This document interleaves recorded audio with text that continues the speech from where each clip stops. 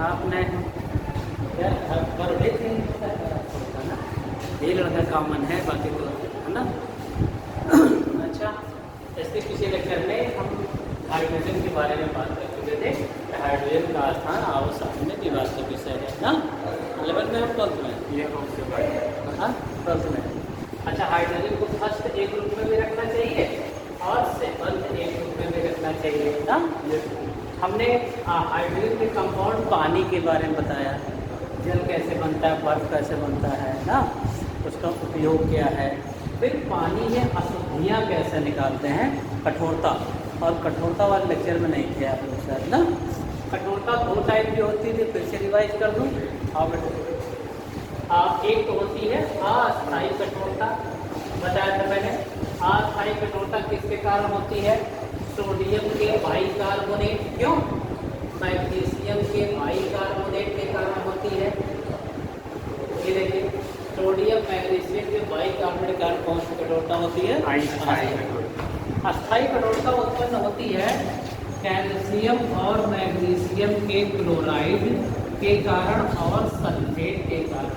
किसके कारण? कैल्शियम और मैग्नीशियम के क्लोराइड के कारण। जब पानी में ये सब खुले होते हैं तो करते हैं परमानेंट हार्डनेस। क्या करते हैं? अच्छा, पानी में जो अशुद्धियाँ होती हैं उनकी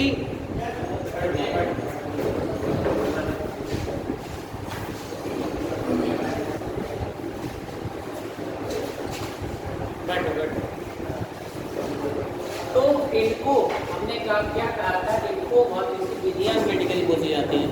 किस विधि से इस कठोरता को दूर करते हैं, कौन सी विधि से ये कठोरताएं दूर होती हैं, है ना, और उनकी विधियाँ, उनमें क्या रिजल्ट यूज किए जाते हैं, किसकी सहायता से हम दूर करते हैं। तो हमने अस्थायी कठोरता को बताया, इनको यदि हम गर्म करते हैं, क्या करते हैं? गर्म करते हैं। एक तो उबाल के दूर कर सकते हैं। किससे दूर कर सकते हैं? उबाल के। हमने इनको बॉयल कर दिया और इनके कार्बोनेट के फॉर्म में अलग हो गया। जैसे ये देखिए ट्वाइस ये है ना, तो Na2CO3 plus H2O plus carbon dioxide gas है ना। तो इससे उबाल कर, और ये सफ़ेद सफ़ेद पदार्थ, कभी कभी आप पानी को देखिए, पानी में जब आप उबालते हैं तो सफ़ेद सफ़ेद नीचे उसकी पेटी में बैठ जाता है ना। तो जो हीट करते हैं यही कार्बोनेट के फॉर्म में बैठ जाता है और छान के अलग कर लेते हैं। अस्थायी कठोरता, अस्थायी कठोरता दूर हो गई, एक विधि। दूसरी विधि हमने बताया था, लेक्चर रिवाइज के कुछ रोज नए नए बच्चे दिखाई देते हैं मुझे।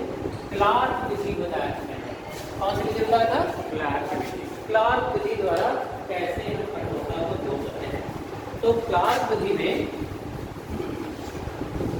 हमने कहा था, क्लार्क विधि में पूछा हुआ चूना प्रयोग करते हैं। क्या करते हैं? पूछा हुआ चूना क्या काम करता है ये देखिएगा। जैसे सोडियम बाइकार्बोनेट है और CaOH का वोल्ट ट्वाइस है, तो क्या काम करता है ये, कि इसको कैल्शियम कार्बोनेट के रूप में क्या कर देगा, अवक्षेपित कर देगा। किसके रूप में कर देगा? देखिए, ये कैल्शियम है, ये कार्बन है ना। अब आप देखिए क्या बनेगा, कैल्शियम कार्बोनेट, और मान लीजिए सोडियम है तो आप यहाँ से आप इसका OH लेगा, यहाँ ट्वाइस कर देंगे तो बताइए, एक तो बनेगा Na2CO3 बनेगा और कार्बन डाइऑक्साइड गैस निकलेगी। कौन सी गैस निकलेगी? Carbon dioxide. 2 H और 2 OH मीन्स पानी निकल के बाहर हो जाए। देख रहे हैं, है ना। तो आप देख रहे हैं सोडियम बाइकार्बोनेट जो पानी में घुला था, कैल्शियम कार्बोनेट के रूप में अवक्षेपित हो गया। क्या हो गया? कैल्शियम कार्बोनेट माने चाप, दूधिया, है ना। तो बताइए, जब ये निकल जाएगा और ये घुलनशील पदार्थ है तो उसकी जो, जिसकी वजह से कठोरता थी, बुझे हुए चूने द्वारा क्या हो गई, दूर हो गई ना। रिएक्शन से सब भी है ना। जैसे जब क्या ये मैग्नीशियम का बाइकार्बोनेट जब ये बनता है MgHCO3 का वोल्ट ट्वाइस, तो जब इसको बुझे हुए चूने का प्रयोग करते हैं, यहाँ मैग्नीशियम हाइड्रोक्साइड का अवक्षेप बनता है। दो अवक्षेप बनते हैं। आइए, एक बनता है MgOH का वोल्ट ट्वाइस, मैग्नीशियम हाइड्रोक्साइड का PPT बन जाता है, प्रेसिपिटेट बन जाता है। ठीक है। अच्छा, अब आपको देखिए क्या बनने की संभावना है। अभी कार्बोनेट कहीं दिखाई नहीं दे रहा है। CaCO3 बनने की संभावना है ना। रिएक्शन देखिए आप, यहाँ CO3 है ना, अब कैल्शियम जुड़ेगा टूट करके इसके साथ, तो बताइए प्लस CaCO3 1 और 6 ये बना। दूधिया भी तो पानी में नहीं घुलता ना, क्यों? चाप को पानी में घोलिए, क्या घुलता है क्या? नहीं। तो अब आप देखिए कैल्शियम कार्बन बन गया, और क्या बन गया? 2H है, 2OH है, ट्वाइस मॉलिक्यूल आप क्या बन जाएगा? वाटर बन जाएगा, है ना। और निकल कर बन जाएगी कौन सी गैस? Carbon dioxide. अभी एक कार्बन का भी देखिए, ट्वाइस कार्बन है, एक कार्बन यहाँ आया, एक कार्बन इसके फॉर्म में आएगा, है ना। तो जितने अवक्षेपित होने वाले मटेरियल थे पानी से, ये देखिए क्लार्क विधि में पूछा चूना का प्रयोग करके अवक्षेपित करा लिए गए, अच्छान करके पानी को शुद्ध कर लिया गया। ये कौन सी कठोरता दूर हो रही थी? अस्थायी कठोरता। कौन सी कठोरता? है ना। अब एक ऐसी होती है जिसे उबाल करके दूर नहीं कर सकते, ना तो क्लार्क विधि का उपयोग करके दूर कर सकते हैं ना। तो उनके लिए, और हमने कहा सबसे पहली बात तो ऑब्जेक्टिव क्वेश्चन जिस तरह पूछा जाता है, देखिए क्वेश्चन परमानेंट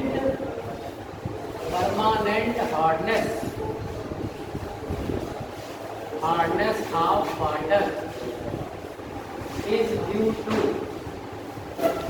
देखिए ये है पहला option calcium bicarbonate, B option sodium bicarbonate, C option calcium sulphate, D option barium sulphate. बताइए क्या मैंने बताया, कौन सा ऑप्शन सही है? इन दोनों से तो अस्थायी कठोरता होती है। कौन सी कठोरता? उसे इंग्लिश में कहते हैं टेम्पररी हार्डनेस। कौन सा? टेम्पररी। परमानेंट माने अस्थाई, स्टेबल ना। तो बताइए परमानेंट कठोरता कैल्शियम और मैग्नीशियम के क्लोराइड और सल्फेट के कारण होती है। किससे होती है? कैल्शियम का सल्फेट दिखाई दे रहा है यहाँ पे, क्यों?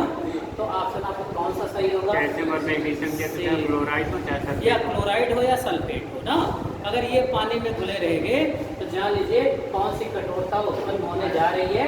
अस्थायी कठोरता, है ना। अच्छा, एक सीमा तक घुले हों तब तो जायज, चलिए भाई पी लिया पानी, ठीक है। कैल्शियम मैग्नीशियम शरीर के लिए फायदेमंद भी होते हैं। कैल्शियम क्या काम है? मसल्स कॉन्ट्रैक्शन, ये जो हमारी पेशियाँ सिकुड़ फैल रही हैं, ये किसके कारण है? कैल्शियम आयन के कारण। आपको बॉडी बता दें, इमेजिन करेंगे केमिस्ट्री का रोल, एलिमेंट कितना रोल प्ले करता है। सोचिए अगर सोडियम और पोटेशियम ना हो तो हृदय जो आपका धड़क रहा है, पंपिंग सिस्टम ब्लड का, आपको कहते हैं ब्लड प्रेशर की शिकायत है इनको ना, नमक कम खाइए, तो सुनते होंगे आप लोग ना। यानी अगर ब्लड प्रेशर बढ़ गया इसका मतलब सोडियम आयन ज़्यादा है आपकी बॉडी में आयोनाइज हो रहे हैं ना। हृदय को धड़काने का काम करता है। पोटेशियम गार्ड सेल को खोलता है, जो पौधों में प्रकाश संश्लेषण की क्रिया होती है, जो कोशिकाएं होती है उसको खोलता है फोटोसिंथेसिस के लिए ना। और आप समझिए कि कैल्शियम का रोल क्या है? आपकी मांसपेशियों में जो संकुचन होता है और हड्डियों का निर्माण कैल्शियम फास्फेट के रूप में। हड्डी का सूत्र क्या है जानते हैं? हड्डी गिराक का Ca3PO4 का होल ट्वाइस। हड्डी गिराक देखिए कैल्शियम, है ना। हड्डियों के निर्माण के लिए कैल्शियम कितना जरूरी है, सोचिए एलिमेंट ना। अच्छा, मैग्नीशियम क्या रोल है? आप क्लोरोफिल खाते, हरी पत्तियां सब्जियां खाते हैं ना, पौधों का हरा रंग, पत्तियों का हरा रंग किसका होता है? क्लोरोफिल ना। अब क्लोरोफिल का मध्य में जो एलिमेंट है कॉम्प्लेक्स में वो मैग्नीशियम है ना। और साइनोकोबाल्मिन एक विटामिन B12 का नाम सुना होगा, है ना। उसमें कोबाल्ट होता है उसके सेंट्रल एटम में। हीमोग्लोबिन सुना होगा, कहते हैं ना खून की कमी हो गई ना, तो उसमें आयरन की कमी होती, कहते हैं ना आयरन, पालक खाइए, बथुआ खाइए ना, इसमें आयरन मिलता है ना। तो सोचिए एक एक एलिमेंट का आपकी बॉडी में क्या रोल है। अगर ये आपको पौधों से प्राप्त ना हो, कहीं और से प्राप्त ना हो, तो आपकी जीवन की जो लाइफ की प्रक्रियाएं हैं, पाचन क्रिया, श्वसन क्रिया, तमाम क्रियाएं, है ना। आप समझिए कभी कभी जब नर्वस सिस्टम फेल होता है, आदमी ऐसे हाथ में कंपन होता है, लुंगी तक नहीं पाना मुश्किल हो जाता है उसके लिए ना। इसका मतलब कहीं न कहीं कैल्शियम आने का रोल आवाष्टीय, जैसे जैसे उम्र बढ़ती है महिलाएं देखिए पुरुषों की तुलना में ज़्यादा, जैसे उम्रदराज है सेम उम्र की महिलाएं झुक के चलने लगती हैं ऐसे, आप गांव देहातों में देखा हो, है ना। उनकी हड्डियां जल्दी पोरस हो जाती हैं, ऑस्टियोपोरोसिस नामक रोग हो जाता है, हड्डियों में छेद, फ्लेक्सिबिलिटी खत्म हो जाती है ना। और इसीलिए जबकि ह्यूमन बॉडी में कम होता है, उसकी तुलना में कम होता है। दूध में भी कैल्शियम होता है, जैसे दूध में। हाँ, दूध एक तो लैक्टेशन होता है महिलाओं से, है ना भाई, प्रोटीन और दूध का श्रवण होता है उनके शरीर से। और दूसरी चीज़ वो आहार विहार उतना मेंटेन नहीं कर पाती। अब देखिए महिलाएं अक्सर देखिए चाट फुल्की और इस तरह की चीज़ें ज़्यादा लाइक करती हैं ना, हरी सब्जियां खाना कम पसंद करती है कि नहीं। तो कई रीज़न है। अभी आप दूध की किसी को कह दो 90% आप सर्वे करा लो, महिलाओं को दूध पीना अच्छा नहीं लगता। और दूध में क्या होता है बताइए, प्रोटीन, है ना। जब आपका बॉडी का कॉन्स्टिट्यूशन, जिससे बॉडी का निर्माण होता है, टिश्यूज बनते हैं, सारी चीज़ें, एंटीबॉडी काम करता है, प्रोटीन शरीर में नहीं रहेगी तो खूब रामदेव का शैम्पू लगा लो, देखो बाल झड़ने लगेंगे, है ना, नहीं बचा पाएगा कोई शैम्पू आपका बाल, है ना। तो मतलब जब उसके लिए आपके अंदर की प्रोटीन स्ट्रांग होनी चाहिए, है ना। आपको पता है बालों की चमक केराटिन नामक प्रोटीन कारण होती है, केराटिन, है ना। बालों की और नाखून, हाँ, नाखून का जो अग्रभाग होता है देखिए डेड हो जाता है, बाल ना फाड़ के निकाल देते हैं, है ना। इनकी साइनिंग एक केराटिन नामक प्रोटीन कारण होती है। और दूध का सफेदी केसीन नामक प्रोटीन है। तो प्रोटीन कितना अहम रोल है, जब आप अपने डाइट में संतुलित आहार में इन तत्वों को शामिल नहीं करोगे। आवश्यक प्रोटीन 20 प्रकार के होते हैं ना, एसेंशियल अमीनो एसिड होते हैं, एमिनो एसिड होते हैं, उनको एमिनो अम्ल कहा जाता है। एमिनो एसिड बेसिक यूनिट होती है प्रोटीन के निर्माण की, ठीक है ना। अमीनो एसिड से मिलकर प्रोटीनें बना करती हैं, क्या बना करती हैं, प्रोटीनें, है ना। The basic unit of protein are amino acid. Amino acid 20 type के एसेंशियल होते हैं, है ना, आवश्यक अमीनो अम्ल होते हैं, है ना, उनकी सहायता से बनते हैं। तो और सबसे मेजर अहम रोल प्ले करता है कि पानी आप कैसा पी रहे हो। पहले लेक्चर में बताया था कि इधर एरिया का पानी फ्लोराइड ज़्यादा है, इनकी मात्रा में फ्लोराइड, है ना।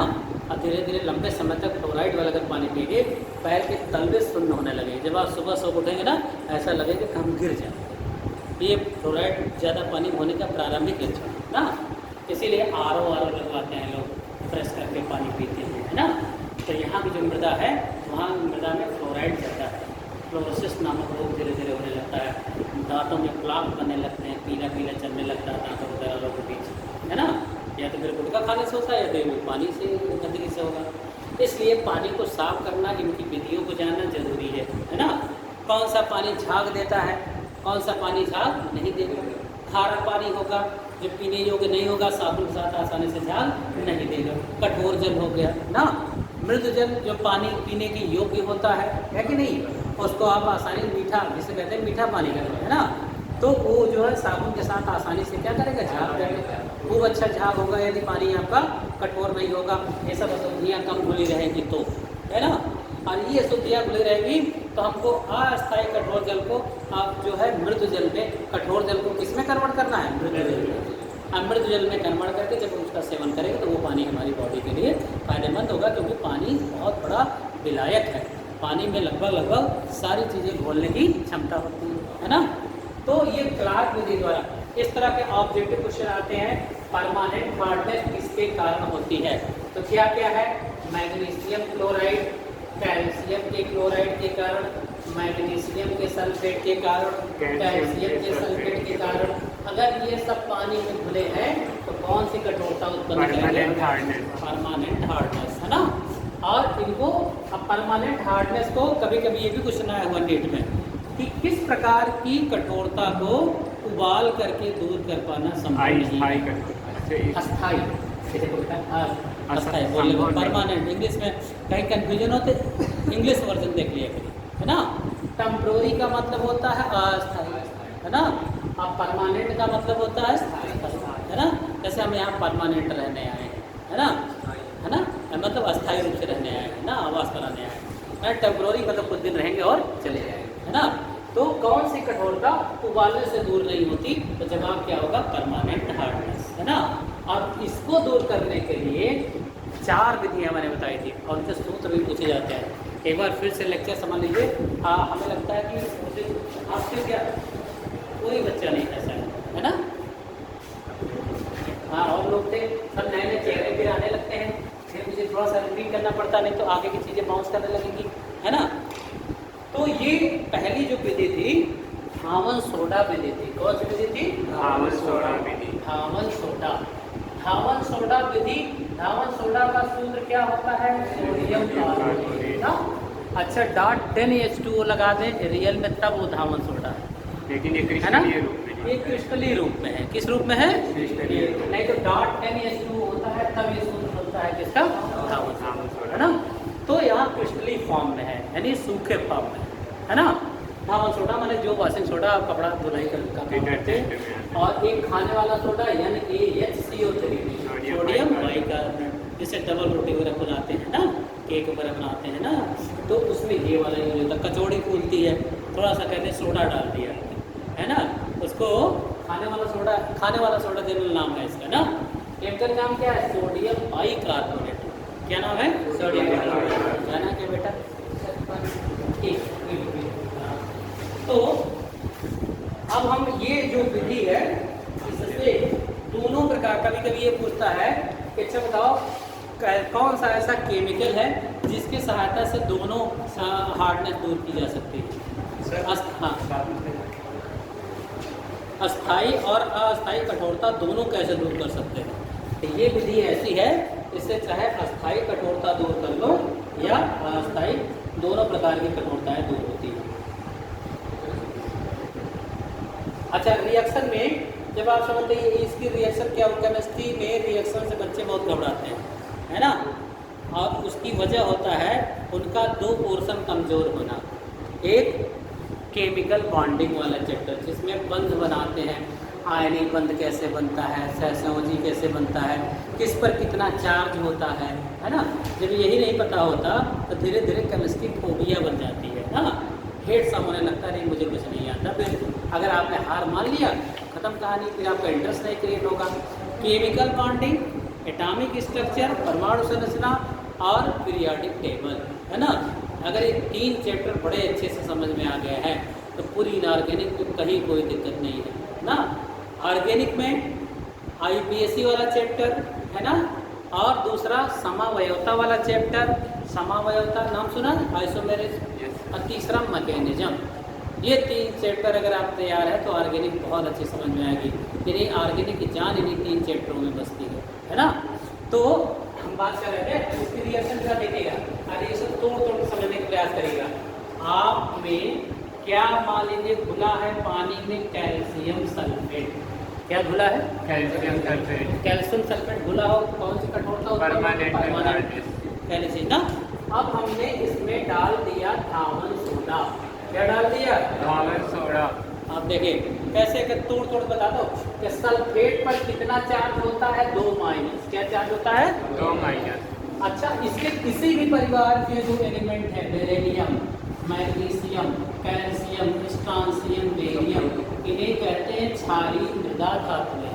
क्या कहते हैं? क्षारीय मृदा धातु। अब अगले मतलब 2 लेक्चर बाद एल्कलाइन अर्थ मेटल मेरा लेक्चर लगा हुआ देखा होगा ग्रुप में, है ना। क्षार धातु या क्षारीय मृदा धातु, इनके यौगिक कैसे बनते हैं, रिएक्शन कौन सी करेंगे कौन सी नहीं, उसके बारे में भी चर्चा होगी ना अगले लेक्चरों में। तो देखिए इन पर सभी पर, इस परिवार के तत्वों पर डबल धन चार्ज होता है। क्या चार्ज होता है? डबल धन चार्ज। यानी ये 2 इलेक्ट्रॉन को त्याग करके अस्थायी होती है ना। अच्छा, इसके पहले वाला परिवार lithium, sodium, potassium, rubidium, caesium, ये क्षार धातुएं हैं। कौन सी धातुएं? क्षार। और इन पर 1+ चार्ज वाले होते हैं ना। तो अगर ये टूटेगा तो कैल्शियम डबल+ में टूटेगा और सल्फेट 2- में टूटेगा। ऐसा टूटेगा ना। सल्फेट आयन, कौन सा आयन? सल्फेट। ये कैल्शियम आयन। और इसको तोड़ोगे बेटा, ट्वाइस Na+ प्लस कार्बोनेट 2-। अच्छा, रिएक्शन में क्या होता है? आपस में आयनों की अदला बदली ना, जो ज़्यादा सक्रिय होता है दूसरे वाले को अपनी ओर जोड़ लेता है ना। अच्छा बताइए, अब कैल्शियम के साथ क्या जुड़ जाएगा? कार्बोनेट। ये देखिए डबल+ को डबल- चाहिए ना, तो बताइए क्या बनेगा? CaCO3। कैल्शियम कार्बोनेट संगमरमर का सूत्र यही है, चाप का सूत्र यही है, तमाम सूत्र इसे शो किया जाता है ना। प्लस बताइए Na2CO3, ये बना अघुलनशील। क्या बन गया? अघुलनशील। भाई चाप पानी में घोल के देख लीजिए, घुलता है क्या पानी में? ऐसे एक बार हिलाएंगे नीचे धीरे धीरे, अरे साथ ट्रांसफर हो जाएगा। ये घुलनशील है और ये घुलनशील नहीं है ना, छान करके अलग कर लिया गया है ना। तो जो उसकी परमानेंट हार्डनेस है वो क्या हो गई, दूर हो गई है ना। अभी आप बताएं ppm सांद्रता पार्ट पर मिलियन यानी 10 लाख भागों में कितना घुला है ना, ये ppm सांद्रता कहलाती है, पार्ट पर मिलियन। मिलियन माने 10,000 भागों में, पानी के 10,000 भागों में कितना कैल्शियम कार्बोनेट है ना। तो उस तरह जैसे 10 ppm माने 10 लाख भागों में 10 भाग कठोरता घुली है उसमें है ना। 10 ppm का अर्थ ये होता है ना।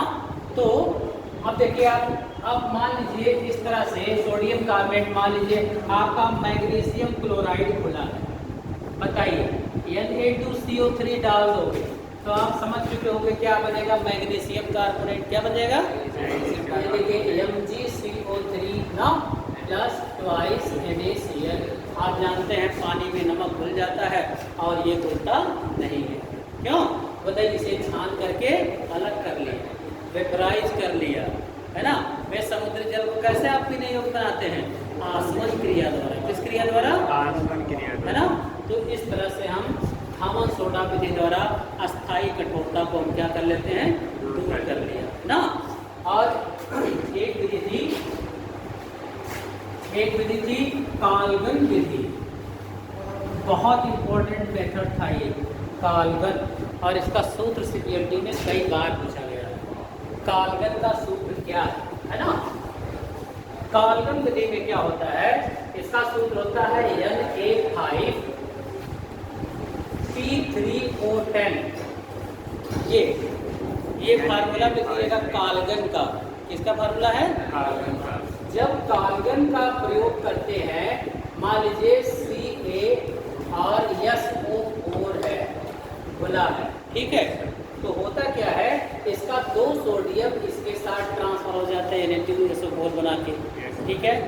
और इसमें ये जो कैल्शियम है इस कॉम्प्लेक्स के इस वाले भाग के अंदर आ जाता है और यहाँ बचता है Na3 और ब्रैकेट में CaP3O10 ये प्लस Na2SO4, यानी इस फॉर्म में अवक्षेपित कर लेते हैं कैल्शियम को, और इस विधि को कहते हैं, ये काल्गन कोई वैज्ञानिक का नाम नहीं है, एक केमिकल फार्मूला है जिसे सोडियम ट्राईफॉस्फेट के फॉर्म में लिखा जाता है।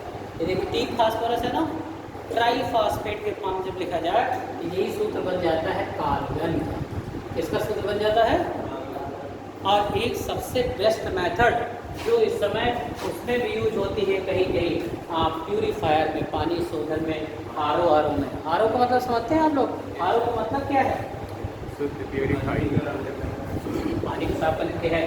आर का बार बार यूज होता है, घरों में आर लगवा लो। आर का मतलब कभी सोचा है क्या होता है, आर पानी तो साफ करने, आप पहले केंट का भी आर होता, लोग इलेक्ट्रिक वाला आर लगवाए होते हैं बड़ा बड़ा ना, देखिए ना, बहुत सारे टीवी सेट करते हैं। अब घरों में भी 2000 रुपये वाला भी आर आता है ना, केंट वेंट का है ना, वो उतना पानी साफ नहीं करता जितना वो वाले इलेक्ट्रिसिटी वाला लगवाए होते हैं ना, 18-20 हज़ार का आर सिस्टम बड़ा वाला। आर का मतलब मैं इन दोनों इसका मतलब मैं बता रहा हूँ, इसका मतलब रिवर्स ऑस्मोसिस। क्या होता है ये, रिवर्स ऑस्मोसिस। ऑस्मोसिस का मतलब समझते हैं, परासरण। क्या होता है, और रिवर्स माने उल्टा, या हिंदी में कहते हैं प्रतिपरासरण, है ना। अब बताइए, अब परासरण और विसरण यदि आपने पढ़ा हो, विसरण का क्या क्या गैसों में ही विसरण होता है। अच्छा, कहते हैं ना गैसें फैलती है, क्यों, अगर यहाँ लीकेज हो गया तो हवा के साथ साथ जितना दूर कवर किया फैलती चली गई ना। गैसों के इस गुण को क्या कहते हैं, विसरण हो रहा है ना। तो क्या द्रवों में ये गुण नहीं पाया जाता, पाया जाता। देखिए कैसे, मान लीजिए बीकर दिया और यहाँ पे आपने सफ़ेद, यहाँ तक पानी भरा है, ऐसे सफ़ेद रंग यहाँ पे गिरा दिया, तो क्या करेगा, धीरे धीरे पूरा विलयन क्या हो जाएगा, रंगीन हो जाएगा। क्या हो जाएगा, रंग नीचे ट्रांसफर होगा, फैलेगा नीचे की ओर ना। तो जब कोई भी विलेय पदार्थ अधिक सांद्रता से कैसे? अधिक सांद्रता से कम सांद्रता की ओर, कम सांद्रता की ओर स्वतः प्रवाहित होने लगे। क्या हो? स्वतः प्रवाहित होने अपने आप चलने लगे ना। जैसे गैस को यहाँ पर हमने खोल दिया तो सिलेंडर से, तो उसके लिए जरूरी नहीं कि उसके लिए माध्यम अपने आप वो क्या करेगी, फैल जाएगी, है ना। उसके लिए बैरियर की जरूरत नहीं। तो इस क्रिया को कहते हैं अधिक सांद्रता से कम सांद्रता की ओर स्वतः प्रवाह होना, विसरण। क्या कहलाता है वो? विसरण। और परासरण उसका जस्ट उल्टा होता है। क्या होता है? कंसंट्रेशन से हाँ, हाई कंसंट्रेशन। कम सांद्रता से अधिक सांद्रता की ओर अर्धपारगम्य झिल्ली से होकर, ध्यान रखिएगा, इसके लिए झिल्ली की आवश्यकता होती है, मेम्ब्रेन की आवश्यकता होती है। जैसे आपके शरीर से पसीना निकल रहा है त्वचा से, हमारी त्वचा के ऊपरी पर झिल्ली का काम कर रही है ना, और ऊपर से नीचे की आ रहा, कम सांद्रता से किधर की ओर आ रहा है, अधिक सांद्रता की ओर अर्धपारगम्य झिल्ली से होकर। जैसे आप पीपल की पत्ती को सड़ा दीजिए, देखिए ग्रीन कलर हट जाए तो छत्ता जैसा आपको दिखाई देगा ना। अंगूर की ऊपरी परत ले लीजिए, वो भी झिल्ली का काम करती है ना। अच्छा, हाँ बेटा, हाँ, दो टाइप का, एक होता है परासरण, अंतः परासरण, एक होता है बाह्य परासरण, है ना। और ध्यान रखिएगा, यहाँ विलेय का अणु चलता है, यहाँ विलायक का अणु मूव करता है। हाँ, हाथ से पसीना आना क्या कारण है? हाथ में पसीना आना, ये तो पसीना गादियों से हाँ बेटा, गादियों से पसीना। यहाँ पे श्वेत ग्रंथियाँ हैं, मतलब पोर्स हैं ना। पसीना का मतलब होता है नमक का कंसंट्रेशन बाहर आ रहा है। आप जो बॉडी में खाते हैं नमक ना, जो सोडियम आयन है क्लोरीन से रिएक्ट करके नमक बनाते हैं। पसीना देखिए खारा होता है ना, तो नमक के रूप में आता है। और ये स्वीट जिसको पसीना ज़्यादा आता है उसकी शरीर कोल्ड होती है, मतलब कि पसीना आना भी अच्छी चीज़ होती है। दिखती खराब है कि शरीर चिपचिपी लग रही है, लेकिन आपकी बॉडी में ज़्यादा पोरस है, यानी एयर का प्रवाह बहुत अच्छी मात्रा में हो रहा है। पसीना का आना भी बहुत ज़रूरी है, क्योंकि उससे कई जो हार्मफुल शरीर में रसायन बनते हैं उसके माध्यम से दूर होते हैं, है ना। और मोस्टली जो सांवले लोग होते हैं उनको पसीना ज़्यादा आता है। आपने सुना होगा कृष्ण का, फिजिक्स में पढ़ा होगा, ब्लैक बॉडी रेडिएशन, है ना।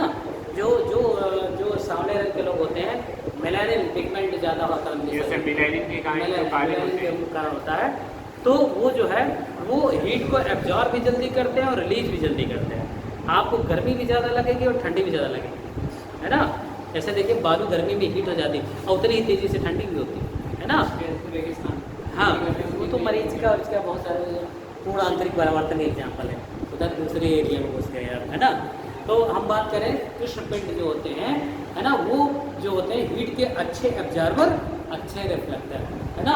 वो हीट को परावर्तित भी अच्छा करते हैं और अवशोषित भी ज़्यादा करते हैं, है ना, कंपेयर टू अदर, है ना, अदर बॉडी। तो हम बात कर रहे थे कि जैसे अब आप किशमिश लीजिए, पानी में छोड़ दीजिए, थोड़ी देर बाद देखेंगे खुल जाएगी। इसका मतलब पानी चला, इसकी कोशिका भित्त को तोड़ते हुए अंदर, बताइए अंदर की ओर जा रहा होगा पानी ना। भाई किशमिश का फूल जाना, चना पिच का भिगोया है आपने, रात भर में देखिए फूल गया है, उसकी ऊपरी लेयर को पानी तोड़ करके अंदर जाता होगा तभी तो फूल जाता होगा। अंदर यदि विलायक प्रवेश कर रहा है तो अंतः परासरण, है ना। और वही एक बड़ा सा घोल ले आइए, घोला हुआ गाढ़ा नमक का घोल लीजिए, आप फेंक दीजिए नमक में, देखिए पिचक जाएगा। इसका मतलब अंदर सांद्रता कम है और बाहर सांद्रता ज़्यादा है। तो बताइए इसका द्रव किसकी ओर चलेगा, बाहर की ओर निकल जाएगा और ये जो पिचक जाएगा पूरा ना। इसे कहते हैं बाह्य परासरण। जब विलायक कोशिका भित्ति को तोड़ करके बाहर की ओर मूव करने लगे तो वो कहलाता है बाह्य परासरण। और जब विलायक अंदर की ओर मूव करने लगे, है ना, अब भूल जाए ऑब्जेक्ट, तो ये होता है कौन सा परासरण, अंतः परासरण। ये घटना दैनिक जीवन में भी आप चारों ओर आपको दिखाई देती है कि नहीं। घरों में आप चना भिगो के खाते हैं, वहाँ भी क्या हो रहा है, अंतः परासरण हो रहा है ना। और जब उससे ज़्यादा सांद्रता, जितना अंदर है उससे ज़्यादा सांद्रता अगर बाहर हुई तो तुरंत मटेरियल निकल के क्या हो जाएगा, बाहर। अब कोशिका विस्तरण के लिए किसी भी झिल्ली की आवश्यकता नहीं होती, जबकि परासरण के लिए अर्धपारगम्य झिल्ली की आवश्यकता। ये विलयन वाला चैप्टर जो इंटर विद्यार्थी है, एक चैप्टर होगा विलयन, है ना, उसमें आप पढ़ेंगे नॉर्मलता, पोलरता, ये परासरण है ना, ये सारी चीज़ें उसी चैप्टर में आप हेनरी का नियम है ना, हेनरी का नियम। इंटर फाइनल में कितने लोग हैं? बस 11 तक के हैं क्या सब लोग? अच्छा 11, ठीक है। तो कार्बन में एक विधि थी लास्ट में, परम्यूटेड विधि। कौन सी विधि? परम्यूटेड विधि। इसमें करते थे प्रयोग Na2 Al2 Si2O8.X2, इसे कहते हैं सोडियम एल्यूमिनोसिलिकेट, और साधारण में बाजार में इन्हें कहते हैं जियोलाइट। क्या कहते हैं? इन्हें का भी सूत्र पूछा जाता है, जियोलाइट क्या होता है ना। जियोलाइट ऐसे यौगिक होते हैं सोडियम एल्युमिनियम सिलिकॉन के बने हुए यौगिक। क्या क्या है इसमें दिखाई दे रहा है? सोडियम एल्युमिनियम सिलिकॉन है ना। सोडियम, इनका रासायनिक नाम है सोडियम एल्यूमिनोसिलिकेट। ये हाइड्रेटेड अवस्था में पानी अब्जॉर्ब किए होते हैं। इनका इतना बड़ा सूत्र है रिएक्शन में, इसीलिए 60 में इनको केवल आपकी किताबों में लिखा होगा Na2Z, इतना सूत्र ट्रांसलेट कर दिया। लड़के इतना बड़ा सूत्र ना लिखे है ना कि उसको बैलेंस करने में उनको दिक्कत हो। 60 में सोडियम जियोलाइट को ये सूत्र द्वारा दिखाया जाता है Na2Z, जहाँ Z बराबर अब क्या हो गया आप समझ सकते हैं। आप Z बराबर इतना पोर्शन पूरा, ये देखिए, यानी इतना बराबर Z है ना। तो जब इस विधि में, परम्यूटेड विधि में सोडियम जियोलाइट का प्रयोग करते हैं तो ये जियोलाइट पार्ट को ले करके शुद्धियाँ नीचे कॉम्प्लेक्स के रूप में बना के नीचे बैठ जाती है, और पानी ऊपर वाले लेयर से ऐसे ऐसे ऐसे पूरा अपरेटस होता है। जैसे आप केन में दूध बेचते हुए देखते हैं ना, रखे रहते हैं चौराहा डिब्बा वाला ना, ऐसे ऊपर से इस तरह दिखाई देगा, ऐसे थोड़ा बहुत बड़ा रहता है। नीचे 2 निकास द्वार होते हैं, एक नीचे अशुद्धियाँ जहाँ डिपॉजिट होती हैं, और थोड़ा उसके ऊपर टोटी लगी होती है शुद्ध पानी के निकास, है ना। तो जब इसका प्रयोग करते हैं, आपने क्या रिएक्शन समझिएगा। आपने परमानेंट हार्डनेस में पढ़ा कैल्शियम सल्फेट बोला है, क्या बोला है? Calcium sulphate. और Na2Z का प्रयोग आप कर रहे हैं सोडियम जियोलाइट। क्या प्रयोग कर रहे हैं? Sodium zeolite. अब देखिए यहाँ से लगातार पानी का प्रयोग कैसे करता है, कैसे? अब आप समझ सकते हैं क्या बनेगा? CaZ, क्या बन जाएगा? ये देखिए कैल्शियम जियोलाइट के फॉर्म में अवक्षेपित हो गया। क्या हो गया? और घुलनशील बन गया Na2SO3, ये घुल गया पानी में, है ना। अब देखिए इसके रूप में अवक्षेपित हो गया ना, कैल्शियम को अशुद्धि थी। इसी प्रकार मैग्नीशियम वाली होगी MaZ हो जाएगा, MgZ हो जाएगा ना। ये अशुद्धि दूर हो गई। फिर से जियोलाइट को रीजनरेट कर लेते हैं, फिर से निकाल लेते हैं, इसको अलग करके फिर यूज करते हैं लगातार। अब यूज करने के लिए क्या करते हैं? CaZ को ट्रीट कर देते हैं नमक से, किसके साथ? NaCl। अब आप देख रहे हैं क्या बन जाएगा? CaCl2, ये देखिए, और फिर से बन गया NaZ। हमारा ये फिर से मुक्त हो गया, जिसको हम ऊपर ले जा करके फिर से यूज करेंगे ना। इस तरह पानी साफ होता जाएगा और ये हमारा जियोलाइट बार बार मुक्त होता जाएगा, जिसको हम साइक्लिक प्रोसेस बना देंगे। फिर गया, फिर ऊपर गया, फिर ऊपर गया, लगातार पानी का प्यूरिफिकेशन होता जा रहा है ना। सोचिए पानी पीने योग्य धरती में बहुत कम रह गया है, और लेकिन पानी है हमारे पास बहुत ज़्यादा। भाई 3/4 भाग तो समुद्र है, जल ही जल है ना। बस वहाँ से अगर हम निकाल लें और उसकी अशुद्धियों को हटा दें तो पानी पीने योग्य बन सकता है ना। लेकिन अगला ये भी कहा जाता है अगला विश्व पानी के लिए होगा। अभी तक आप लोग जमाना देख रहे हैं, बोतलों में पानी कैद हो चुका है ना। अब क्या पता ये भी ना कि थोड़े थोड़े 200 ml के उसमें पाउच में बिकने लगे पानी, पाउच में अभी देखिए बिकने लगा है कि नहीं। तो शुद्ध पानी का मिलना बहुत बड़ा चैलेंज है ना। इसलिए इन विधियों का ज्ञान होना आवश्यक है। अब आज आप पढ़ेंगे, ये तो हम पिछले लेक्चरों में पढ़ा चुके हैं। आज आप पढ़ेंगे भारी जल क्या होता है। हेडे जाइएगा, भारी जल। भारी जल बहुत इंपॉर्टेंट के 2 कंपाउंड है, भारी जल और हाइड्रोजन पेरोक्साइड, है ना। ये 2 चीजें पढ़ेंगे, इसमें रिएक्शन पढ़ेंगे। भारी जल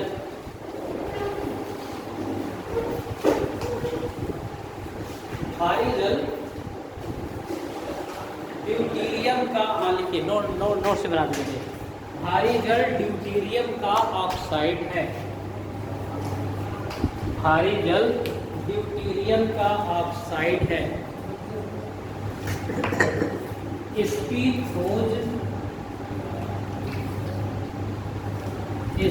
खोज यूरे और वासबर्न द्वारा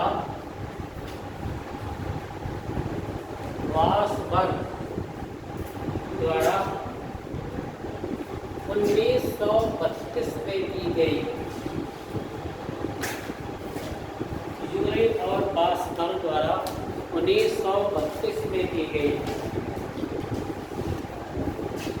इसकी खोज के लिए 1934 में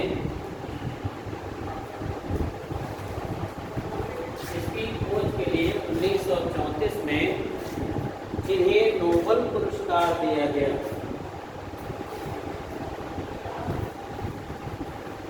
इन्हें नोबेल पुरस्कार दिया गया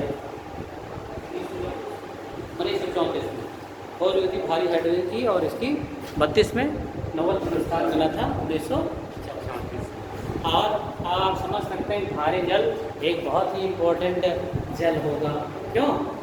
साधारण जल जो होता है उसके 6000 भाग में ये जल कहीं और से नहीं आता, आपके जल का ही एक भाग है ना।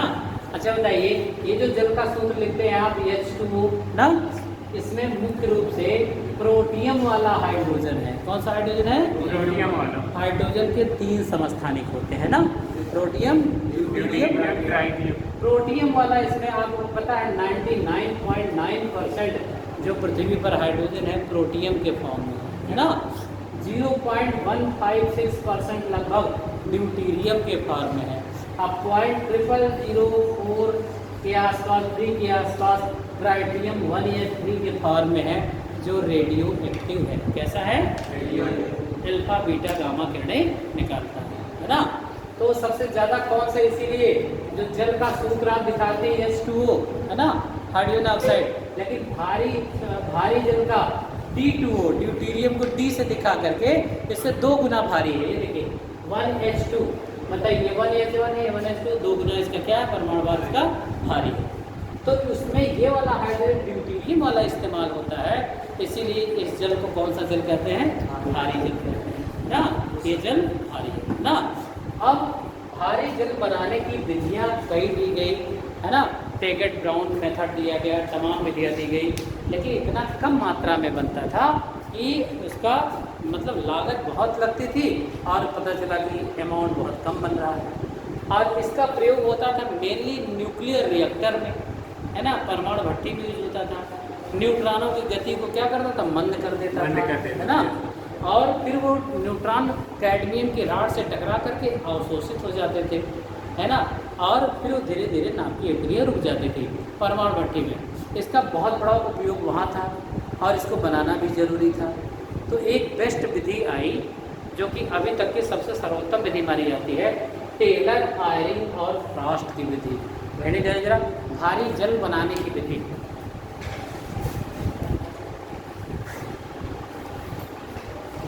टेलर आयरिंग और फ्रॉस्ट।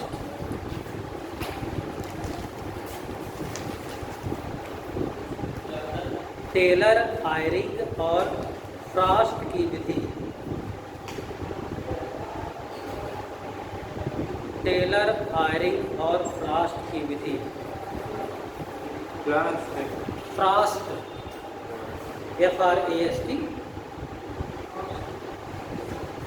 टेलर आयरिंग और फ्रॉस्ट की विधि लिखिएगा। यह भारी जल बनाने की सर्वोत्तम विधि है।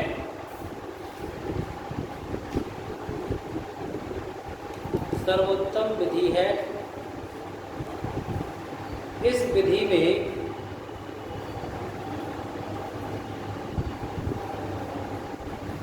7 चरणों में, इस विधि में 7 चरणों में 0.5 नॉर्मल NaOH 0.5 नॉर्मल NaOH के क्षारीय विलयन का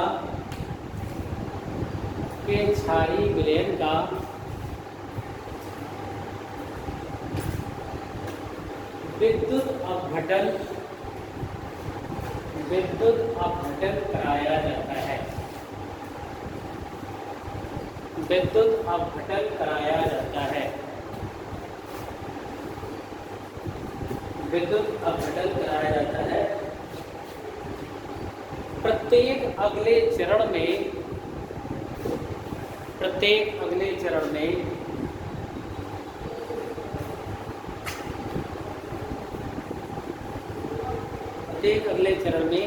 1/6 भाग लिया जाता है। 1/6 पार्ट लिया जाता है तथा इस विलयन को कार्बन डाइऑक्साइड प्रवाहित करके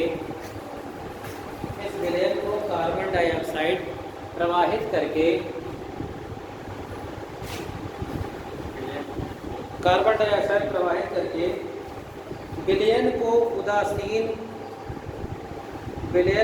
उदासीन करते रहते हैं।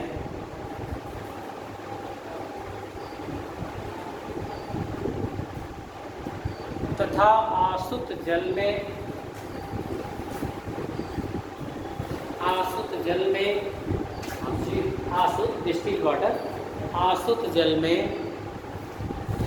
0.5 नॉर्मल NaOH तथा आसुत जल में 0.5 नॉर्मल NaOH विलयन मिलाकर बार बार यह क्रिया दोहराते हैं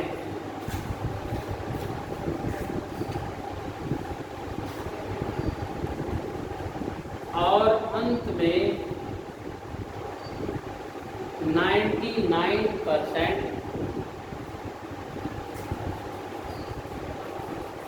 शुद्ध भारी जल प्राप्त कर लेते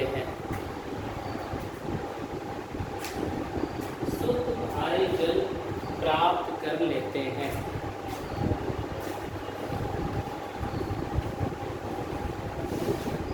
इस विधि में 2310 लीटर क्षारीय जल के 2310 लीटर क्षारीय जल के 2310 लीटर क्षारीय जल के विद्युत अपघटन से सातवें चरण में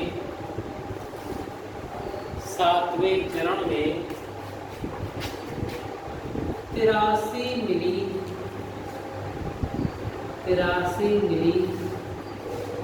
भारी जल प्राप्त हुआ। 83 ml 53 ml। बताइए कितना लीटर पानी उबाला, 7 चरण लगाया, तब जाके देख रहे हैं। आइए बेस्ट विधि मानी जाती है जबकि, तो मतलब पानी से भारी जल को अलग करना कितना कठिन है आप समझ सकते हैं, है ना। उन्होंने लिया था इतना लीटर। अब इसी प्रोसेस को क्योंकि साइकिलाइज कर दिए हैं, अब आपको बार बार पानी लेने की ज़रूरत नहीं है, सब चैम्बर बने हुए हैं। वहाँ से आएगा, उस चरण में कास्टिक सोडा मिल जाएगा 0.5 नॉर्मल। पता चला दूसरे चैम्बर में कार्बन डाइऑक्साइड प्रवाहित हो रही है लगातार, है ना। विलयन अच्छा मटेरियल क्या चाहिए आपको, यही साधारण पानी चाहिए ना। और दो क्या करना चाहिए, जो NaOH की सांद्रता है 0.5 नॉर्मल का कास्टिक सोडा का विलयन उसमें डालते रहेंगे ना। अच्छा जब ये प्रोसेस लगातार चक्रीय हो जाएगा तो 83 ml ऐसे बनता रहेगा, है ना, लगातार बनता रहेगा और उसको गैलन में हम इकट्ठा कर लेंगे, भारी जल को स्टोर जमा किया जाएगा ना। तो ध्यान क्या रखना पड़ेगा कि 0.5 नॉर्मल यानी NaOH का क्षारीय विलयन लेंगे ना, और बीच बीच में कार्बन डाइऑक्साइड को डाल करके विलयन को हम क्या करते रहेंगे, उदासीन करते रहेंगे, है ना। हाँ अभी यही है कोचिंग, ठीक है। हाँ लीटर अभी 5 लीटर अरे कहाँ ध्यान आया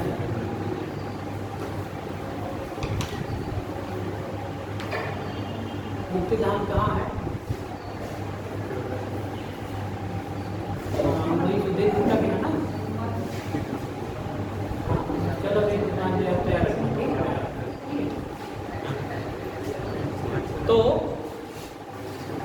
तो फिर ये प्रोसेस जब साइक्लिक हो गया तो 83 ml भारी जल हमको मिलता रहा ना। अब भारी जल का सूत्र देखिए, इसीलिए भारी जल बहुत महंगा मटेरियल है। साधारण आपको यहाँ पर ये सब नहीं मिलेगा, जहाँ रिएक्टर परमाणु भट्टियाँ होंगी, जहाँ इनका यूज होता है ना, और शरीर पर भी बड़ा हार्मफुल इफेक्ट डालता है। यानी अगर आप इसमें भारी जल में अगर आप मेढक के बच्चे को छोड़ दें तो जो प्रारंभिक अवस्था में पूछ होती है इसका वो ऐसे वैसे रह जाएगी, यानी मेढक का कायांतरण नहीं होगा, है ना। कोई पौधा अगर भारी जल छिड़क दीजिए, पौधा द्वार पर रह जाएगा, बौना रह जाएगा, है ना। पौधे का विकास नहीं होगा। जिस प्रकार पेड़ के नीचे जैसे छाया में पौधे विकसित नहीं हो पाते ना, उसी प्रकार भारी जल की उपस्थिति में पौधों का विकास नहीं होगा। आपकी बॉडी की जितनी क्रियाएं हैं तो 2 गुनी रेट से धीमी हो जाएगी। अगर 1 मिनट में 72 बार आपका हृदय धड़क रहा है तो बहुत 36 बार धड़केगा, है ना। भारी जल का शरीर में, मानव शरीर पर हानिकारक प्रभाव होता है ना। लेकिन और जगह देखिए, कहीं पर किसी चीज़ का उपयोग की बात है, कहीं हानिकारक है तो कहीं पर उसका लाभदायक है ना। अब परमाणु बम देखिए विनाशकारी क्रिया है, परमाणु बम गिराते हैं, अनियंत्रित कंट्रोल्ड रिएक्शन होती है। एक बार कोई विस्फोट आपने करा दिया तो फिर उसको रोक पाना संभव नहीं है। फिर सदियों त्रासदी झेलते हैं वो देश, जैसे नागासाकी और हिरोशिमा, है ना। आजकल झेल रहे हैं बेचारे। तमाम वातावरण में वहाँ पे गैसीय उत्सर्जन अभी है, उनका वातावरण ही बदल गया है। हाँ बेटा, विकलांग बच्चे पैदा होते हैं, जीन्स की संरचना में चेंज हो जाता है, वो परिवर्तन हो जाता है। सोचिए ये परमाणु बम का इफेक्ट है। अभी हाइड्रोजन बम देखिए, अभी उपयोग किसी देश द्वारा नहीं किया गया ना। और जो सन की तानाशाह है, कौन सा किंग जोंग क्या है ना, लगातार धमकियाँ देता रहता है, मैं ये कर दूंगा वो कर दूंगा। अगर कंट्रोल न करें नहीं, सब दुनिया को तबाही उत्पन्न करते हैं, है ना। हाँ, तो मतलब कि ऐसे लोगों को तो फिर मार देना चाहिए, है ना। तो मतलब कि दुनिया में मानवता का मतलब पूरा का विनाश हो जाए, समझिए। अभी इन बमों का प्रयोग देखिए, जैसे वो हाइड्रोजन संलयन पे आधारित है, जहाँ नाभिक बड़े हो जाते हैं ना, अपार मात्रा में ऊर्जा निकलती है, 1 लाख तक डिग्री टेम्परेचर पहुँच जाएगा, जो आप 50 डिग्री नहीं सह सकते हैं, है ना। तो तुरंत वातावरण टेम्परेचर बताओ, सब जलने लगेगा, पूरा जल जाएगा, है ना। तो मतलब ये विनाशकारी विज्ञान वरदान भी है और अभिशाप भी है। उसका उपयोग आप चाहे जैसा कर लीजिए, है कि नहीं। तो ये चीज़ है। तो भारी जल के खोजकर्ता का नाम क्या है? यूरियर ऑस्टलर, है ना।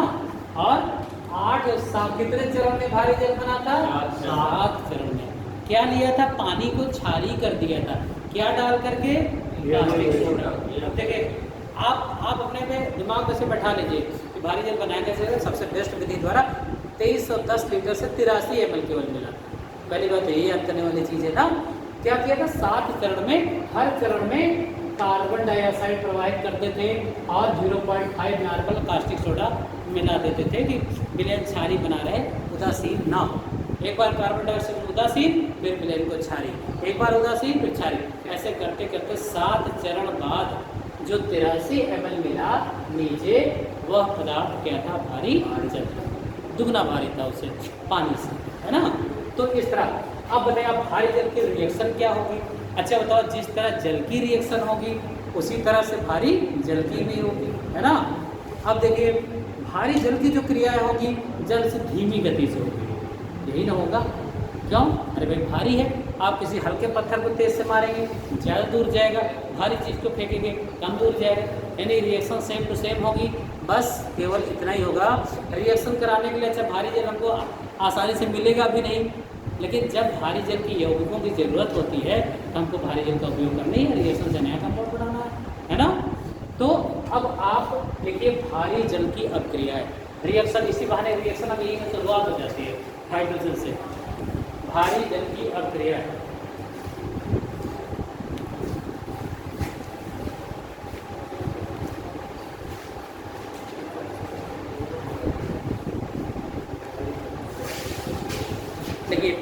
धातु नाइट्राइडों और कार्बाइडों से क्रिया, धातु नाइट्राइडों व कार्बाइडों से क्रिया, धातु नाइट्राइडों व कार्बाइडों से क्रिया। अब देखिए मैं रिएक्शन की तरफ थोड़ा आपको बताऊंगा, अगर इस तरह न समझ में आया तो समझा पाना फिर मुश्किल होगा। आप देखिएगा, एक बार मैं जल की रिएक्शन करा के दिखाऊंगा, उसी से भारी जल की रिएक्शन दूसरे स्टेप कराऊंगा ना, इससे आपको पता चल जाए पूरा। पहला, मैग्नीशियम नाइट्राइड से क्रिया, मैग्नीशियम नाइट्राइड, मैग्नीशियम नाइट्राइड से क्रिया। अच्छा, क्रिया कराने के लिए सबसे पहले सूत्र का जानना जरूरी है ना। हमने जो लिखी, आपकी कलम हिल नहीं पाती जब आपको सूत्र नहीं पता होता है ना, तो लगता है कि यार हमें क्या कराऊंगा तुम। और अगर आपने लिख दिया 1 नंबर का क्वेश्चन है, 1 नंबर पूरा लटक गया, मैथमेटिक्स का नंबर मिलता है केमिस्ट्री है ना। लेकिन आप सूत्र तो लिखो, बनाना तो आना चाहिए। अब आपको कराने के लिए इसका सूत्र का आना जरूरी है। अच्छा, आप देख रहे हो मैग्नीशियम नाइट्रोजन से कहीं कहीं इसमें सूत्र में कनेक्ट हो रहा होगा ना। अच्छा बताइए, मैग्नीशियम पर क्या चार्ज मैंने बताया? 2+, क्या बताया? अच्छा, नाइट्रोजन पर कितना माइनस होता है? 3-। इतना तो सभी जान चुके होंगे, छोटा तत्व है, बाहरी कक्षा में 5 इलेक्ट्रॉन होते हैं, 3 इलेक्ट्रॉन लेकर के अष्टक पूरा करता है, 3- चार्ज होता है ना। अच्छा, जब भी कोई यौगिक बनता है तो चार्ज न्यूट्रल हो जाता है। क्या हो जाता है? जितना प्लस उतना माइनस हो जाता है ना। तो क्या करेंगे, अगर सम और विषम है, इसका चार्ज इसके साथ गुणा, इसका चार्ज इसके साथ गुणा। देखिए IRC पार्टिकल में खूब सूत्र बनाने के लिए पूछता है। एक धातु जिस पर 2 धन चार्ज है, इसके नाइट्राइड का सूत्र बताओ, इसके ऑक्साइड का सूत्र बताओ, है ना ऑब्जेक्टिव में। हाँ देखो, तो क्या सूत्र बना? Mg3n2, क्या बना सूत्र? Mg3n2 है ना। अच्छा, चार्ज देखिए बराबर हो चुका होगा, 1 मैग्नीशियम पे 2 धन, 3 मैग्नीशियम पे 6+ हो जाएगा, 3 दूनी 6। 1 नाइट्रोजन में 3-, 2 नाइट्रोजन पर 6-। ये देखो कैंसिल हो जाएगा चार्ज, बन गया मैग्नीशियम नाइट्राइड का सूत्र। क्या बन गया? Mg3n2। क्या सूत्र बना? आप देखो, अब आप इस परिवार के कोई भी नाइट्राइड होगा तो आप सूत्र बना लेंगे। अगर मुझे कैल्शियम नाइट्राइड का सूत्र Ca3n2 है ना, है ना। बेरियम नाइट्राइड का सूत्र Ba3n2, एक ही परिवार के तो समान उसी तरह बनाएगा। अच्छा, अब हम इससे अभी भारी जल से नहीं, जल से क्रिया करा के दिखा रहे हैं। अच्छा, मान लो यहाँ पर हमने ले लिया वाटर, अभी बैलेंस करने के बाद में करेंगे कितना लगेगा, कितना वाटर लगेगा, क्या लगेगा। अच्छा, पानी टूटता है H+OH-। ऐसे टूटता है ना। अच्छा, ये कैसे टूटेगा? 3 मैग्नीशियम डबल+ और 2 नाइट्रोजन 3-, ऐसे टूटेगा, है ना। अच्छा बताइए, नाइट्रोजन अगर माइनस है तो जल क्या लेगा? H लेगा। क्या लेगा? अच्छा, ये 3- से 3 हाइड्रोजन करंट होगा तब बैलेंस होगा, यानी NH3 बनेगा। क्या बनेगा? अमोनिया गैस निकलेगी। कौन सी गैस निकलेगी? अमोनिया निकलेगी, राइट ना। तो बताइए, अच्छा यहाँ कितने नाइट्रोजन है? 2 है, इसका मतलब 2 मॉलिक्यूल तो आपको निकल जाएगा अमोनिया गैस। कौन सी गैस निकल जाएगी? अमोनिया। अच्छा, अब कनेक्शन किसका बाकी है? मैग्नीशियम का OH के साथ कनेक्ट होगा। क्यों? और 1 मैग्नीशियम 2 OH लेगा। क्या लेगा? क्योंकि 2 धन चार्ज है तो 2- चाहिए इसको, है ना। तो बताइए, मैग्नीशियम हाइड्रोक्साइड का सूत्र बनेगा MgOH का होल ट्वाइस। अब कितने मैग्नीशियम है? 3। तो देखिए 3 MgOH का होल ट्वाइस ना। अब इसकी सहायता से इसको बैलेंस कर लीजिए, कितना वाटर चाहिए। ये देखिए 3 दूनी 6 OH, 3 दूनी 6H, यानी 6H 6 OH चाहिए। इसका मतलब 6 मॉलिक्यूल ऑफ वाटर, तभी तो टूटेगा ना। 6H+ में 6 OH और माइनस। देखिए बैलेंस हो गया अपने यहाँ, है ना। 6 दूनी 12 हाइड्रोजन, यहाँ देखो 3 दूनी 6, 3 दूनी 6, 6 6 12। यहाँ देखो ऑक्सीजन कितना? 3 दूनी 6, यहाँ देखो 6, बराबर हो गया ना। तो कभी कभी सूत्रों से ये बैलेंस हो जाता है अपने यहाँ, है ना। अच्छा बताइए, अब आप कराने जा रहे थे भारी जल से क्रिया, है ना। भारी जल में है क्या, यहाँ H2 है, वहाँ D2 होगा। क्या होगा? अब देखिए इसके यौगिक क्या कहलाएंगे, देखिएगा Mg3N2 प्लस 6D2O। अच्छा बताइए, अभी हम डायरेक्ट 6D2O लिख देते तो शायद आपको कम समझ में आता कि सर ने छठ क्यों लगा दिया डायरेक्ट, है कि नहीं? अरे भाई ये जल का ही तो बड़ा भाई है, भारी जल है ना। जिस प्रकार ये क्रिया करेगा उस प्रकार ये क्रिया करेगा, ये तेजी से देगा, ये थोड़ा सा धीमा, क्योंकि ये भारी है, इसको टूटने में थोड़ा वक्त लगेगा, है ना। अच्छा जहाँ जहाँ H है वहाँ वहाँ D हो जाएगा। क्या हो जाएगा? है ना। तो बताइए क्या बनेगा? 3mg OD का होल ट्वाइस प्लस 2ND3। ये देखिए इसको कहेंगे ड्यूटीरो अमोनिया। क्या कहेंगे? ड्यूटीरो अमोनिया बन गया है ना। और ये मैग्नीशियम ड्यूटरा ऑक्साइड क्या बनेगा? अच्छा अभी तक क्या पढ़ रहे थे? हाइड्रोक्साइड। हाइड्रोजन था तो हाइड्रोक्साइड, ड्यूटेरियम है तो ड्यूटरा ऑक्साइड, है कि नहीं? Yes, sir. उसी तरह का नाम भी हो जाएगा इसका, है ना। ये देखिए इसके पैरेलल ये रिएक्शन बन गई है। आपको समझाने से पहले हमने किससे रिएक्शन कराया? वाटर से। वाटर कैसे टूटता है, कौन आयन कौन ट्रांसफर करेगा, बैलेंस हो गया अपने आप, 6 वाटर यहाँ लगा ना। अच्छा अब कह रहा कार्बाइड से क्रिया, कार्बाइड धातु के कार। अच्छा बताइए अगर यहीं पर डैश दे दें कि what is the product in this reaction, Ca3N2 plus water, यहाँ दे दें डैश डैश डैश प्लस, और बताइए यहाँ पर दे दें अमोनिया गैस। अब बताइए ऐसा रिएक्शन में फिल इन द ब्लैंक्स आता है, बताइए क्या बनेगा? अरे सेम टू सेम है रिएक्शन, मैग्नीशियम कैल्शियम एक परिवार के, क्यों? क्या बनेगा? 3CaOH का होल, बस कैल्शियम हाइड्रोक्साइड से फिल इन द ब्लैंक भरा जाएगा ना। अगर ये ड्यूटेरियम D2O से कराते यहाँ CaOD का होल बनता ना, और यहाँ बनता 2ND3 ना। कभी कभी बैलेंस करके नहीं दिया होता, बस वो पूछता है बताओ यहाँ प्रोडक्ट आपको पता है रिएक्शन में क्या बनना चाहिए, है ना। इसके आधार पर प्रोडक्ट बनाने के लिए दे देता है, ये बन गया इस रिएक्शन में, है ना। अच्छा अब ये चाहे तो ये दोनों रिएक्शन निकाल लीजिए, पूछा भी हो रहा है क्या होता है जब मैग्नीशियम नाइट्राइड का जल अपघटन करते हैं, है ना।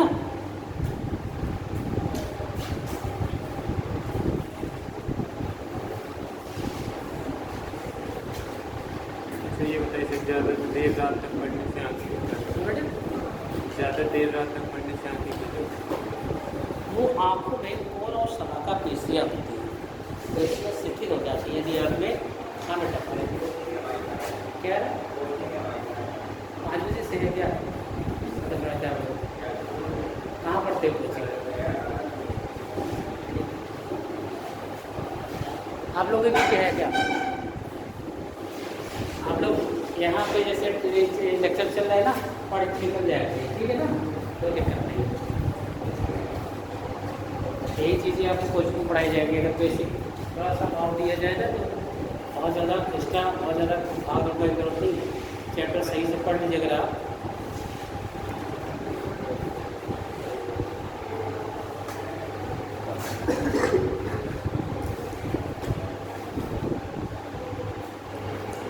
यहाँ ये कोचिंग में उसकी नीति की अरे यहाँ पे मैं यहाँ लेवल नहीं है ना, है ना, कोई बात की जरूरत नहीं है, यहाँ पर लेवल नहीं दे पाएगी।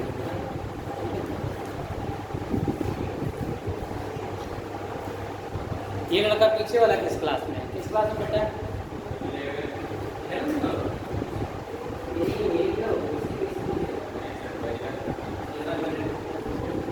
यहाँ टीवी कौन कौन रखता है? यहाँ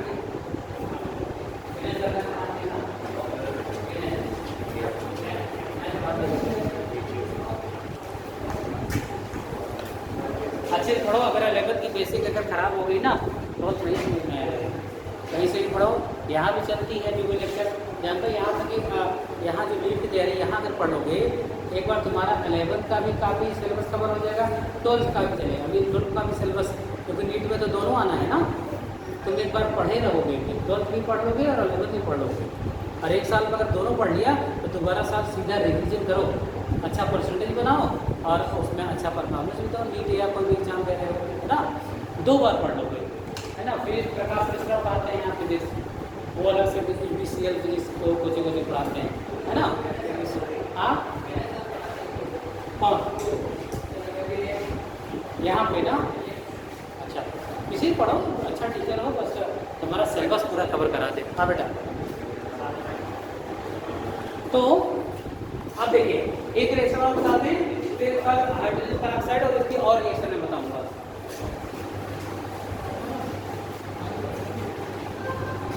देखो एल्युमिनियम कार्बाइड व कैल्शियम कार्बाइड से क्रिया, एल्युमिनियम कार्बाइड व कैल्शियम कार्बाइड से क्रिया। अच्छा बताओ एल्युमिनियम कार्बाइड का सूत्र क्या होगा? एल्युमिनियम और कार्बन कनेक्ट होने जा रहा है। क्या कनेक्ट हो रहा है? एल्युमिनियम। अच्छा एल्युमिनियम पे कितना चार्ज होता है पता है ना? 3 धन। क्या होता है? 3। कार्बन पे कितना माइनस होता है? 4 माइनस। क्या होता है? -4 ना। अब बताओ कैसा सूत्र बनेगा? फिर तो वही क्रॉस मल्टीप्लिकेशन है ना। क्या बना सूत्र? Al4C3 बन गया, बन गया ना। अच्छा ठीक। अच्छा कैल्शियम कार्बाइड का सूत्र क्या होगा बेटा? कैल्शियम पे डबल प्लस चार्ज होता है। क्या चार्ज होता है? अच्छा कार्बन का भी आपने पढ़ा कि कितना चार्ज होता है बताइए। अब देखो 2 प्लस को एडजस्ट करने के लिए कार्बन की कई स्टेट होती हैं। -1 पे भी इसका मतलब कार्बन -1 से लेके -4 चार्ज तक दिखा सकता है। जो कैल्शियम कार्बाइड का सूत्र होता है CaC2 होता है। क्या सूत्र होता है? CaC2। हाई स्कूल पढ़ाकर जब कैल्शियम कार्बाइड की जल से क्रिया होती है तो एसिटिलीन गैस बनती है। कौन सी गैस बनती है? हाई स्कूल में रहा मेथेन एथेन बनाने के लिए ना, तो इसकी कैल्शियम कार्बाइड की जल से क्रिया से एसिटिलीन बनता है ना। अच्छा एल्युमिनियम कार्बाइड का जल से क्रिया करते हैं फिर भारी जल से।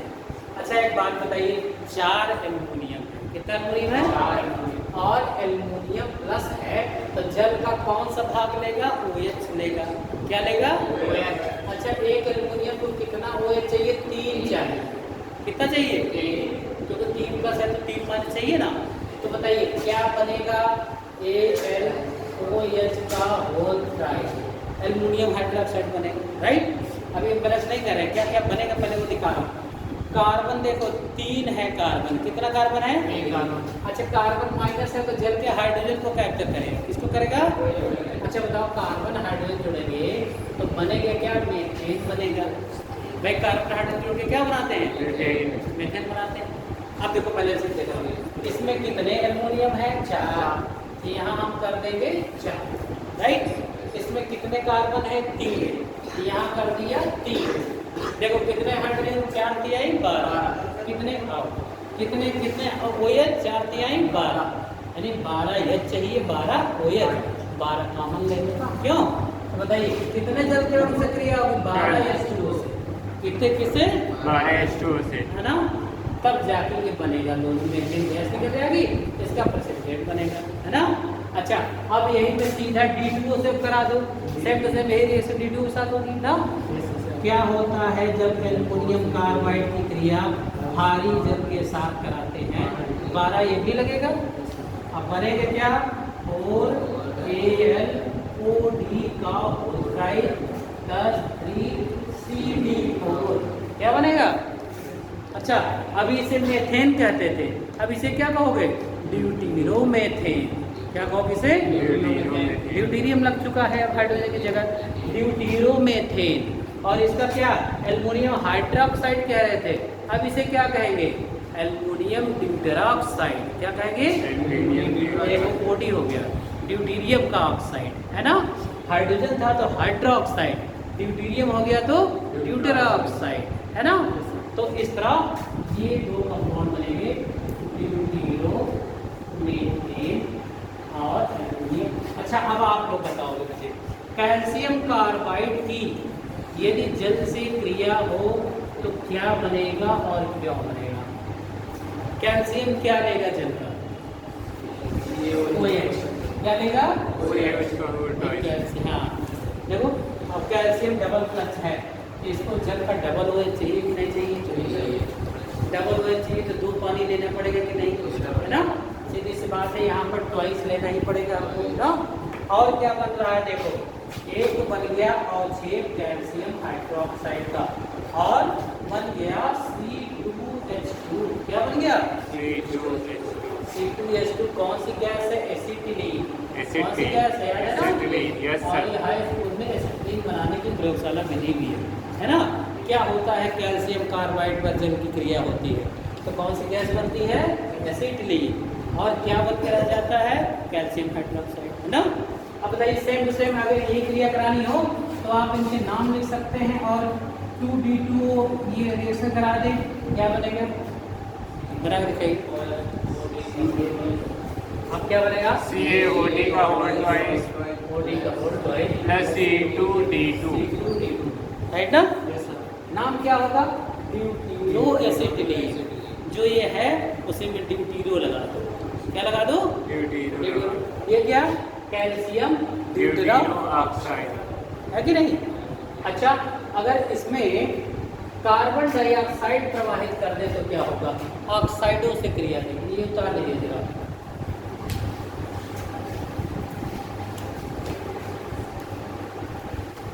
इनके रिएक्शन के प्रोडक्ट पूछता है, क्या बनता है इसका?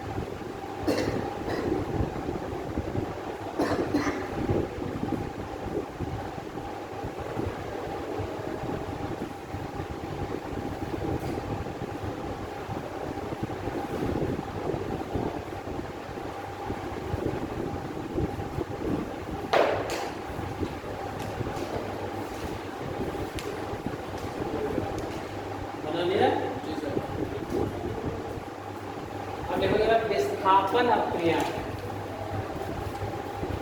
विस्थापन अक्रियाएं,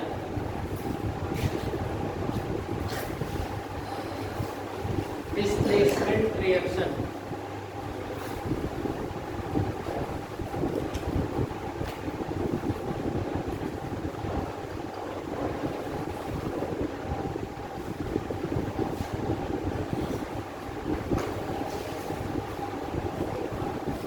इन अक्रियाओं में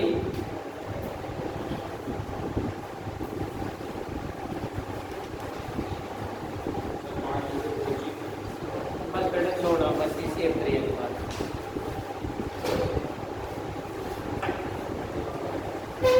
इन अक्रियाओं में भारी जल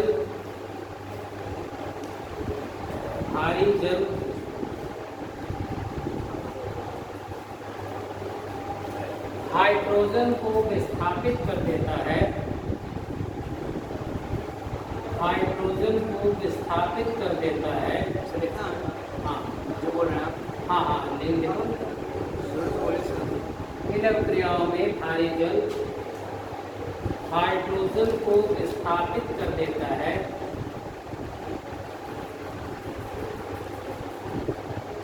और ड्यूटीरो यौगिक बनते हैं। ड्यूटीरो यौगिक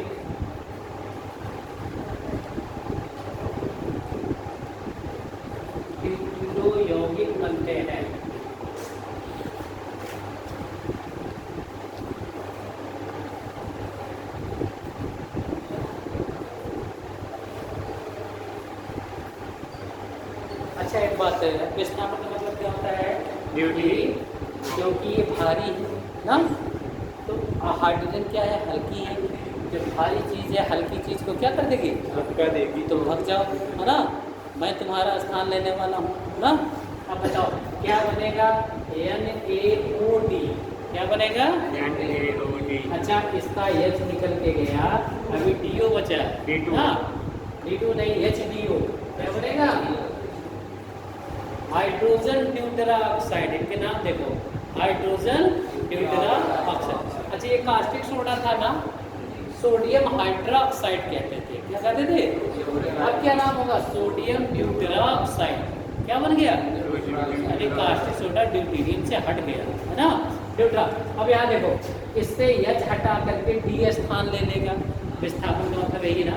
अभी कह रहे हैं हाइड्रोक्लोरिक एसिड। क्या नाम है इसका? तब क्या कहेंगे? DCl बन जाएगा तो ड्यूटेरोक्लोरिक एसिड। क्या बोलोगे? ड्यूटेरोक्लोरिक एसिड। और क्या बनेगा बताओ? और क्या क्या बचा? HDO। क्या हो रहा है? ये देखो, इसका H, इसका D, इसका O, एक ही तो ड्यूटेरियम हुआ जुड़ा ना, HDO। अच्छा बताओ, यहाँ बनेगा, H हटेगा, यही विस्थापित होगा। यहाँ वाला क्यों? क्योंकि यहाँ ज़्यादा ध्रुवित है, माइनस है, और ये प्लस है। ये बॉन्ड ब्रेक हो जाएगा। क्या बनेगा? C2H5OD। इथेनॉल जो कहते थे, अब इसे कहोगे ड्यूटेरोएथेनॉल। क्या कहोगे? ड्यूटेरोएथेनॉल प्लस HDO। इन सब प्रक्रियाओं में ड्यूटेरियम देखो हाइड्रोजन को क्या कर दे रहा है? हटा दे रहा है ना। और ये देखो, एक H यहाँ है, एक H यहाँ, दोनों H ध्रुवित होंगे ना। और यानी इसका मतलब यहाँ पे 2 D2O चाहिए। क्या चाहिए? 2 D2। एक ये हटाया D से, एक ये हटाया D से, तो बन गया D2O2। क्या बन गया? D2O2। और फिर क्या बन गया बताइए? Twice HDO। क्यों? Yes sir. Twice HDO। ये क्या है? अच्छा, ये हाइड्रोजन पेरोक्साइड। क्या था? Hydrogen peroxide. इसका नाम क्या होगा? ड्यूटेरियम पेरोक्साइड ना। क्या होगा? Deuterium peroxide. हाँ, ड्यूटेरियम पेरोक्साइड। सबके नाम बदल जाते हैं। और इसे डैश दे पूछ देता, बताओ क्या बनेगा? जब वाटर रिएक्शन बड़े होते हैं, ये रिएक्शन नहीं बड़े होते, फंस जाते हैं ना।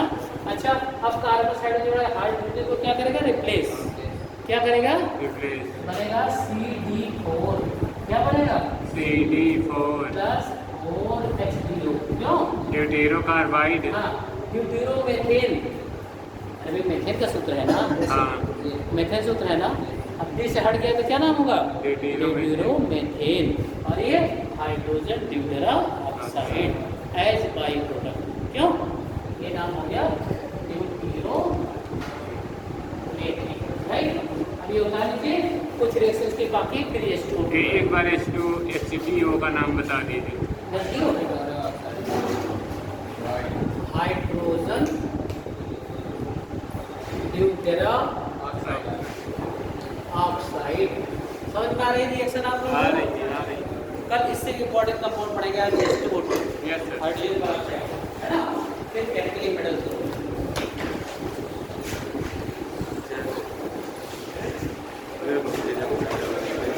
लगाया जाएगा।